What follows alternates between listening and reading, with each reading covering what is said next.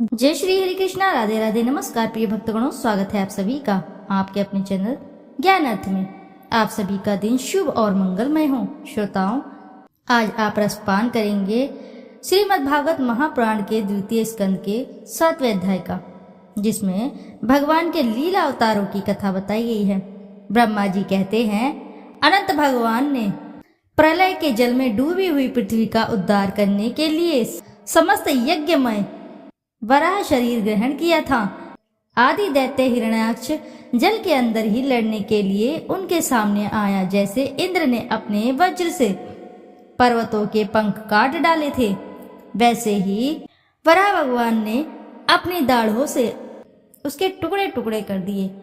फिर उन्हीं प्रभु ने रुचि नामक प्रजापति की पत्नी आकुति के गर्भ से सुयज्ञ के रूप में अवतार ग्रहण किया।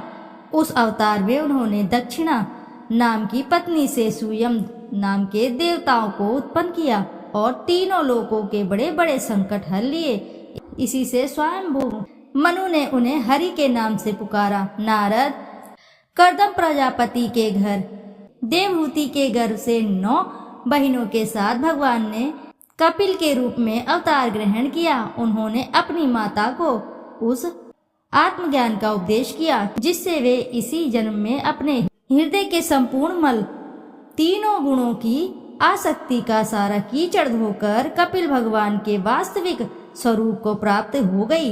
महर्षि अत्रि भगवान को पुत्र रूप में प्राप्त करना चाहते थे। उन पर प्रसन्न होकर भगवान ने उनसे एक दिन कहा कि मैंने अपने आप को तुम्हें दे दिया। इसी से अवतार लेने पर भगवान का नाम दत्तात्रेय पड़ा। उनके चरण कमलों के पराग से अपने शरीर को पवित्र करके राजा यदु और सहस्त्रार्जुन आदि ने योग की भोग और मोक्ष दोनों ही सिद्धियां प्राप्त की। नारद, सृष्टि के प्रारंभ में मैंने विविध लोकों को रचने की इच्छा से तपस्या की। मेरे उस अखंड तप से प्रसन्न होकर उन्होंने तप अर्थ वाले सन नाम से युक्त होकर सनक, सनंदन, सनातन और सनत कुमार के रूप में अवतार ग्रहण किया। इस अवतार में उन्होंने प्रलय के कारण पहले कल्प के भूले हुए अज्ञान का ऋषियों के प्रति यथावत उपदेश किया, जिससे उन लोगों ने तत्काल परम तत्व का अपने हृदय में साक्षात कर दिया। धर्म की पत्नी दक्ष कन्या मूर्ति के गर्भ से वे नर नारायण के रूप में प्रकट हुए। उनकी तपस्या का प्रभाव उन्हीं के जैसा है। इंद्र की भेजी हुई काम की सेना अप्सराएं उनके सामने जाते ही अपना स्वभाव खो बैठी। वे अपने हाव भाव से उन आत्मस्वरूप भगवान की तपस्या में विघ्न नहीं डाल सकी।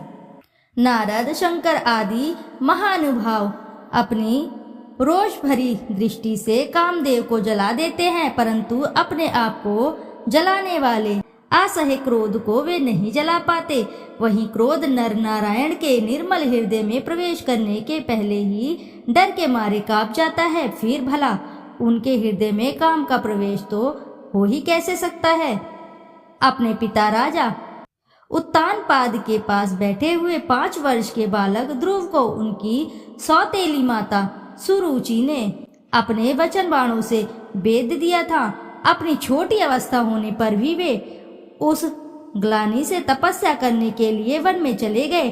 उनकी प्रार्थना से प्रसन्न होकर भगवान प्रकट हुए और उन्होंने ध्रुव को ध्रुव पद का वरदान दिया। आज भी ध्रुव के ऊपर नीचे प्रदक्षिणा करते हुए दिव्य महर्षिगण उनकी स्तुति करते रहते हैं।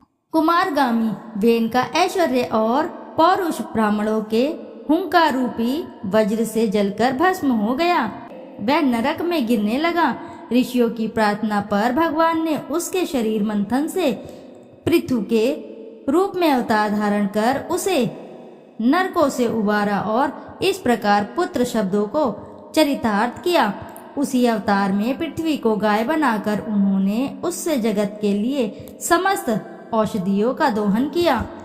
राजा नाभि की पत्नी सुदेवी की गर्भ से भगवान ने ऋषभ देव के रूप में जन्म लिया।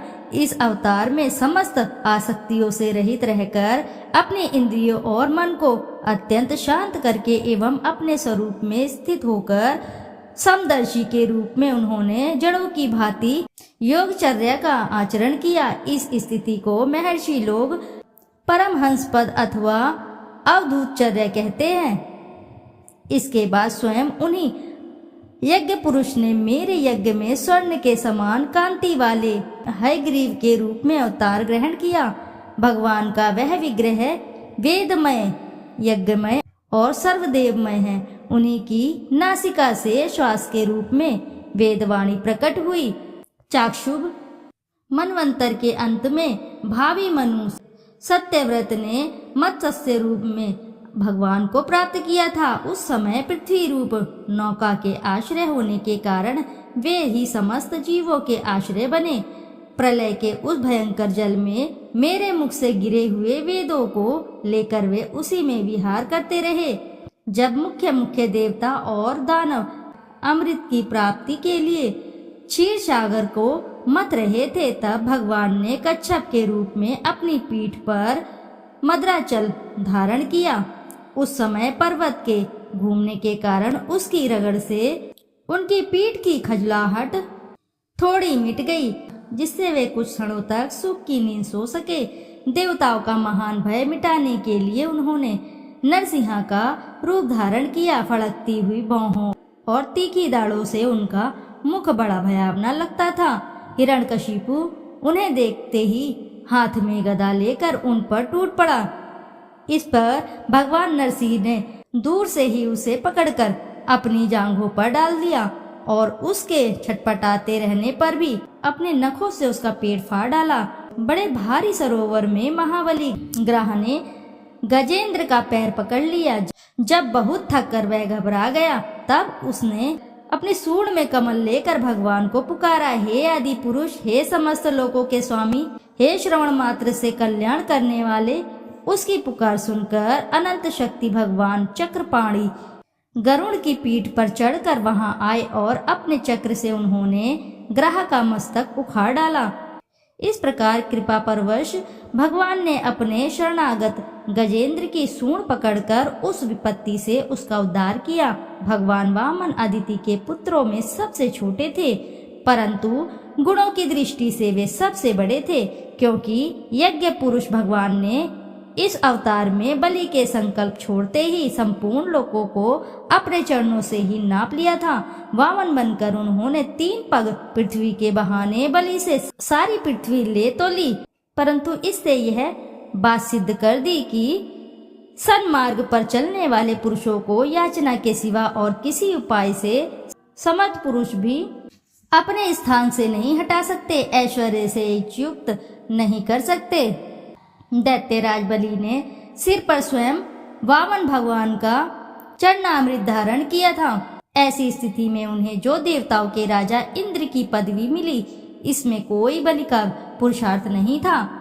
अपने गुरु शुक्राचार्य से मना करने पर भी वे अपनी प्रतिज्ञा के विपरीत कुछ भी करने को तैयार नहीं हुए, और तो क्या, भगवान का तीसरा पग पूरे करने के लिए उनके चरणों में सिर रखकर उन्होंने अपने आप को भी समर्पित कर दिया। नारद, तुम्हारे अत्यंत प्रेम भाव से परम प्रसन्न होकर हंस के रूप में भगवान ने तुम्हें योग ज्ञान और आत्म तत्व को प्रकाशित करने वाले भागवत धर्म का उपदेश किया।